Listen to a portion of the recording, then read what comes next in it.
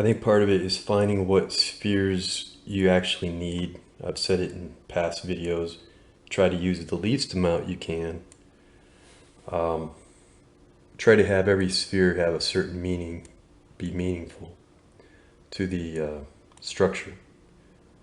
And so I didn't really clarify what happens in the palm of the hand.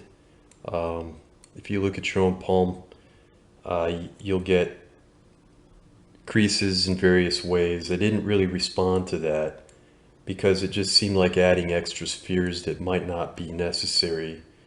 As you see it go through later stages, I think you would agree with that.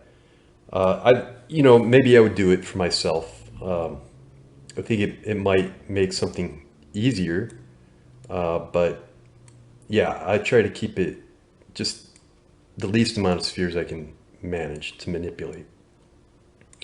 So what I did was I went through, I adjusted the proportion of some of the spheres.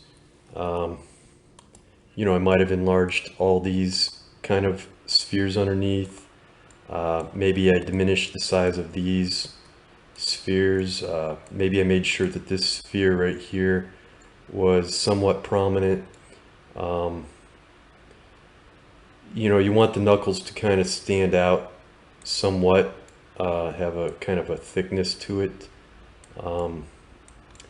So I added one here for the thumb to really kind of emphasize that point. They're movable. All this stuff is movable. So if I wanted to if I wanted to reposition anything, I could do that. So let's see, let's test it out. Let's not add that. What else do we? Well, whatever. So you could go to your global rotate and find your pivot point in the center, go to the profile of that, find your pivot point and turn it. I have some problems here. There's other problems that I have with the piece because of other processes I went through. So you might ignore that. Maybe, let's see. We could adjust it. I can move. Yeah, so I went through some weird processes that they're hard to explain. So, but you can see that works pretty well. So let's go back. I want to restore the original pose here. Control Z, Control Z. Okay. So let's try that with another finger. Let's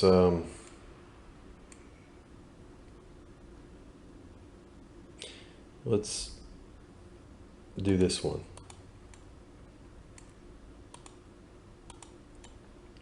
So that's part of the beauty of this process is that you could do this once. And, wait, we got to Control D, sorry. You could do this once and change the pose all the time and just reuse it for other hands. And that makes it a little bit easier. So global rotate, go to the pivot point, go to the profile. Sorry. You gotta press enter to lock it. Makes it easier. Go to the pivot point. Maybe bring that down just a little bit. So it's kind of like the Michelangelo, David and God, or Adam and God, I'm sorry. If you wanted to compare it to something. Control Z. Control Z. All right. So let's do it one more time.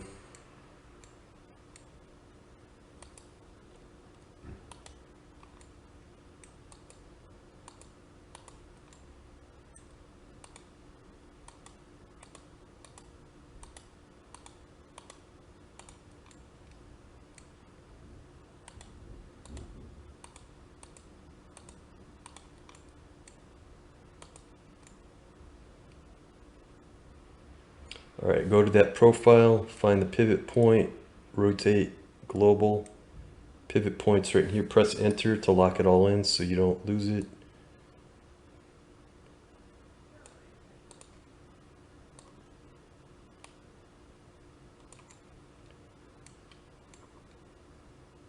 So you could, and maybe that pinky shouldn't go away from it could. I mean, if I'm looking, that's kind of like a Spider-Man, almost a Spider-Man type pose of a hand. I'd probably bring it a little bit closer to the other fingers, maybe. So you can see it works really well. Wait, I want to go back, restore that pose. Well, that's not a bad pose. So that's what I was doing. I was fine-tuning the size of each of these spheres, is fine-tuning just the proportion of everything, the placement. You might not have seen me put the arm on. I'm not sure if I videotaped that or not. The tendons going to the right place.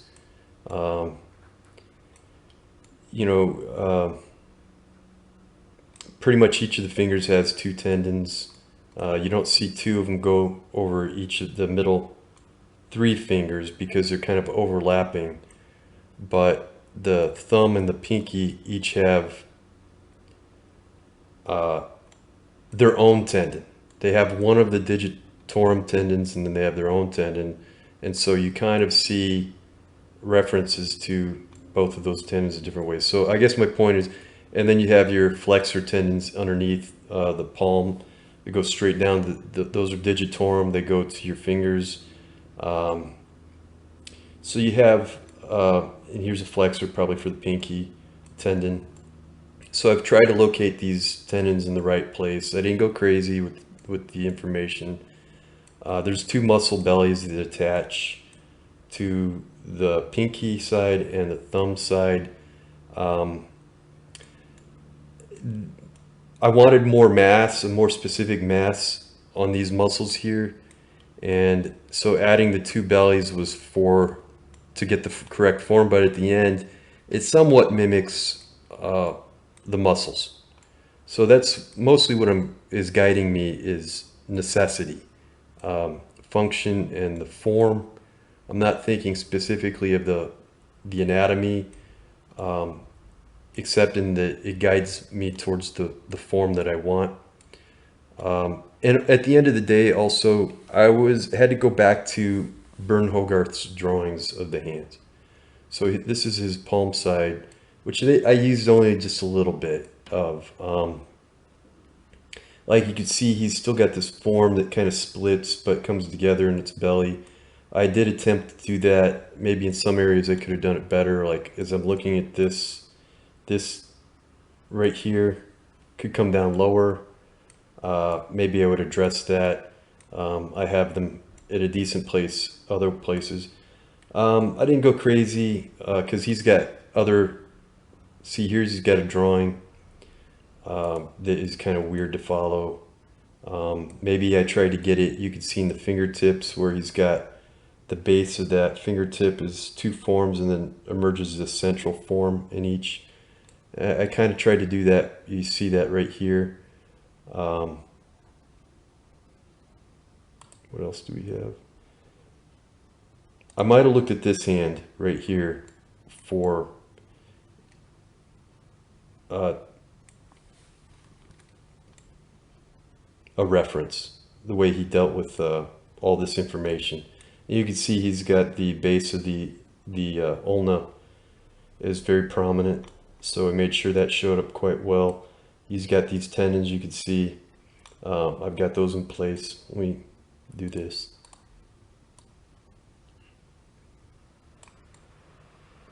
I didn't really go for the pose of it precisely because I think I might have picked that up from another hand he drew.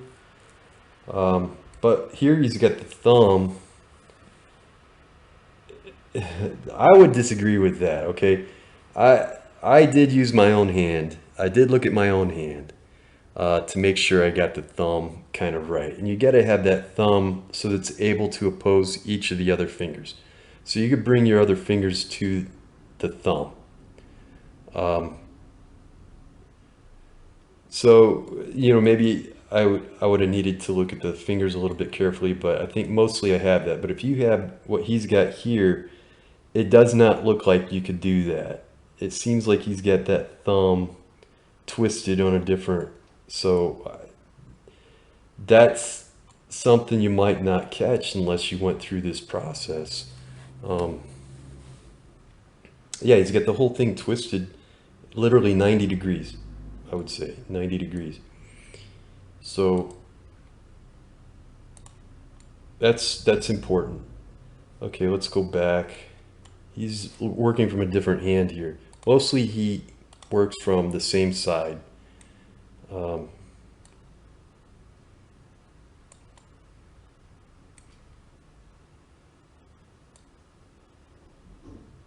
he works from the same hand, it seems like, in a lot of the drawings. So I kind of use that a little bit, he has up here near the wrist, the back of the wrist, he's got a form that's prominent. So I try to make sure that this right here represented that. So if you were to twist, if you were to flex that hand and have the arm bent at more of an angle, this might show up a little bit more. I did try to think of the knuckles the way he's got it split into two forms here. That's why these are here. I don't love it, but I had to remind myself this is a Burne Hogarth hand that we're making a model of. And so just stick with that. And even with its idiosyncrasy, it's nice to be consistent with your reference. Okay, I don't think I saved an image there. I must have lost. There we go. So if you look at other artists' hands, Burne Hogarth's hands are kind of more like Renaissance hands than some other, maybe other periods. But if you look at like other anatomy art teachers' hands, you're not going to get this same kind of thing. It's completely different. So yeah, I think I was going for something more like this hand. But as you can see, it's much bonier. And I originally had it that bony and thin. Originally did. But I didn't like it. Didn't look as naturalistic, so I beefed up the fingers a little bit. And even still, these are very narrow, very thin, bony fingers. Let's see, let me...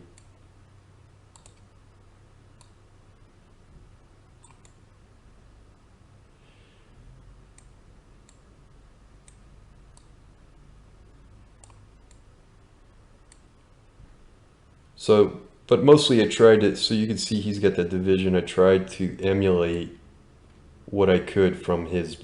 I did make departures.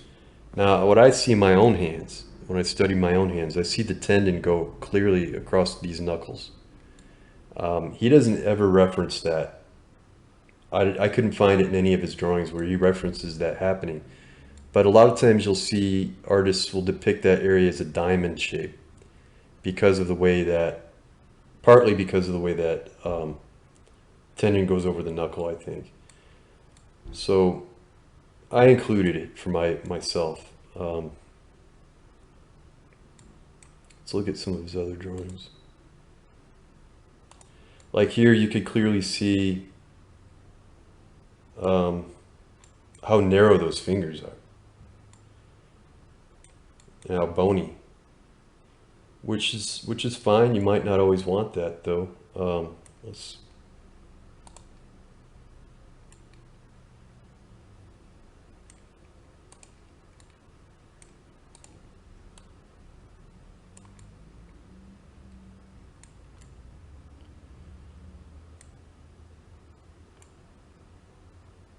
I'm just taking you through all these drawings so that we can compare our model to our reference. And it's just a reference. It's not like I say, you gotta, like he does the thumb, you know, I'd have to study it more.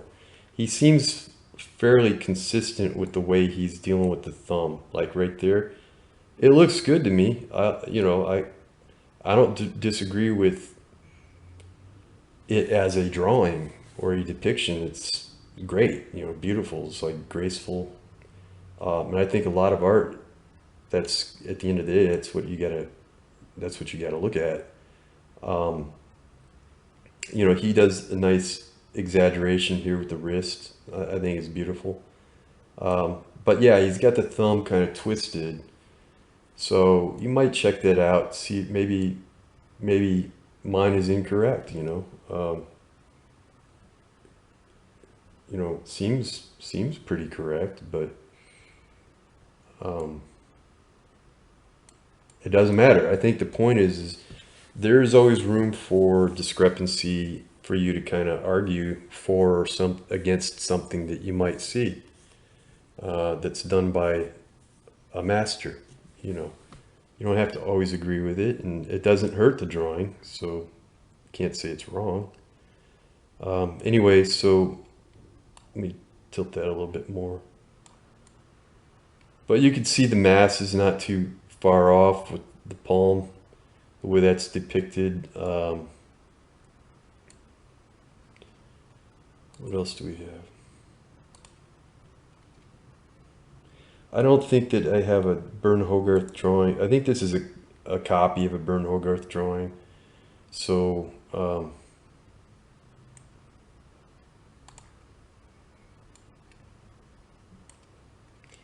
it seems reasonable enough for us to use comparisons.